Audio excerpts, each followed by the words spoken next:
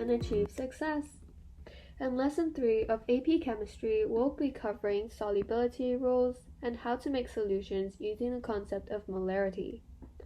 First, we'll be going through solubility rules and then learning about the two different equations that's under molarity, as well as how to use these two different equations in order to make solutions in the lab.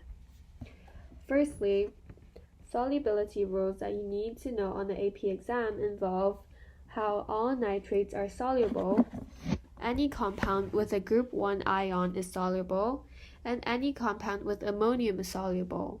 By keeping in mind these three basic rules, you'll be able to achieve success on the AP exam. Everything else is most likely non-soluble. Hence, using these rules, you'll be able to know which compounds you can use to make soluble solutions. Next, we'll be going through molarity and concentration. Molarity is basically moles per volume, and it can be calculated through moles divided by volume, which is most likely in liters. This results in the units of something, your number of molarity, M, capital M, or mole per liter. This represents the number of moles of a solute that is present in every 1 liter of a solution after being dissolved. This is pretty straightforward, and you can pretty much derive this from the units, which is moles present in each liter. Now we'll be moving on to a question. After dissolving 2.5 moles of NaCl into 3 liters of water, what is the molarity of the solution? I'll be giving you guys 30 seconds to complete this question.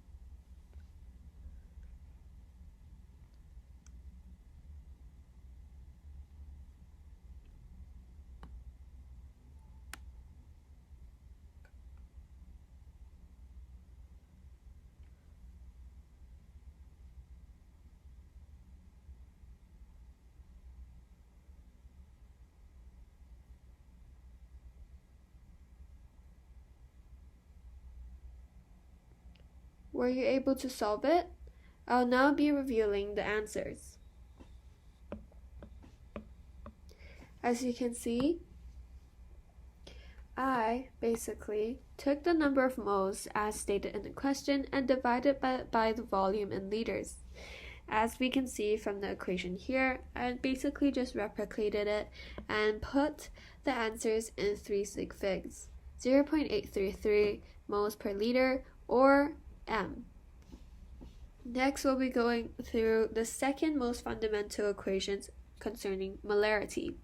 M1V1 equals to M2V2. Basically, M stands for molarity and V stands for volume. When M times V go together, moles per liter times liters equals 2 moles. Hence, if one of these variables were unknown, for example M1 was unknown, but everything else was known, you'd be able to find M1 by finding and timesing the number of moles here on the other side of the equation and dividing it by V1 in order to get M1. Just like this, through keeping one variable unknown at every time you use this equation, you'll be able to basically calculating the molarity or volume needed to fulfill a specific molarity or number of moles. Now we'll be calculating how many liters of a stock 0.5 molarity NaCl solution is needed to be diluted to 4 liters of 0.25 m NaCl solution. In order to make this theory clearer, we can literally put 4 liters and 0.25 molarity into M2 and V2. So basically 4 liters times 0.25 m would be this side of the equation. Now we also have the molarity M1 here, 0.5 m, and we sub it in right here. Now we'll just have to find the volume of the stock solution we need in order to dilute, in order to get the desired number of moles as we calculated here. I'll be giving you guys 30 seconds to complete this question.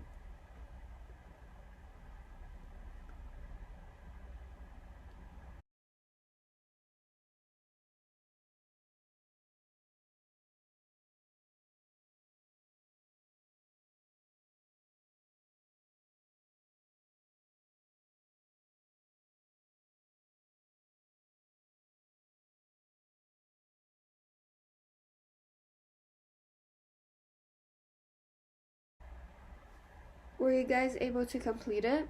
Now I'll be revealing the answers. As you can see, I did just that. I substituted 0.5 for M1, 0.25 for M2, and 0.4 liters for V2. Hence, we get our desired number of moles we want in our new solution on the right-hand side of the equation.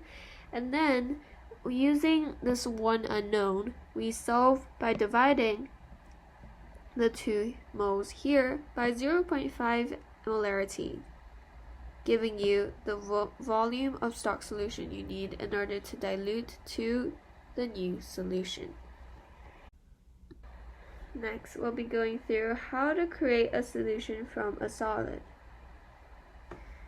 Using our methods that we just learned just now, we can calculate how many moles of a solute we need to achieve a desired molarity. Keep in mind that moles over volume equals molarity. Moles times molar mass equals to the mass you need of the solute.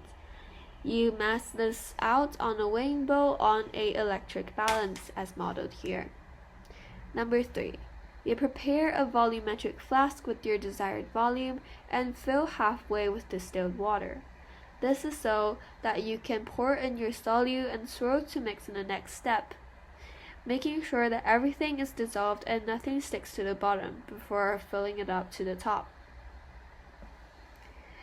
Next, in the very last step, you pour water up to the line, and right before you reach it, you pipette in order to get the most accurate volume you can. Remember, the bottom of the curve of the water should meet your line right here. That would be the most accurate volume you can get. Now, we'll be learning how to create a solution from the stock solution. Say you're given a stock solution which has a fixed molarity as well as a large volume. Hence, you can use as much as you like in order to make a solution. Well, firstly, we would determine the volume of stock solution you need. Moles of the new solutions from M1V1 equals M2V2. Just like the practice problem we did just now, we would substitute our new solution's molarity and volume on the right-hand side and keep one of these things constant, either the molarity or volume of the stock solution that you need. In this case, we'll be concerned about the volume, and the molarity would most likely be given to us. Hence, using this, you take M2V2 divided by M1, and then you get V1. You pipette that amount, V1, into a volumetric flask with your desired final volume, and you dilute by pouring and pipetting distilled water to the line and swirling to mix. Just like this, you'd be able to achieve the same number of moles that you want in your final solution and diluting it up unto the molarity that you want and achieving the M2 and V2 of your final solution. I hope you guys all learned a lot from today's lesson, and feel free to leave any questions and concerns in the comments. Also, leave a like and subscribe to our YouTube channel and continue supporting us. See you in our next video.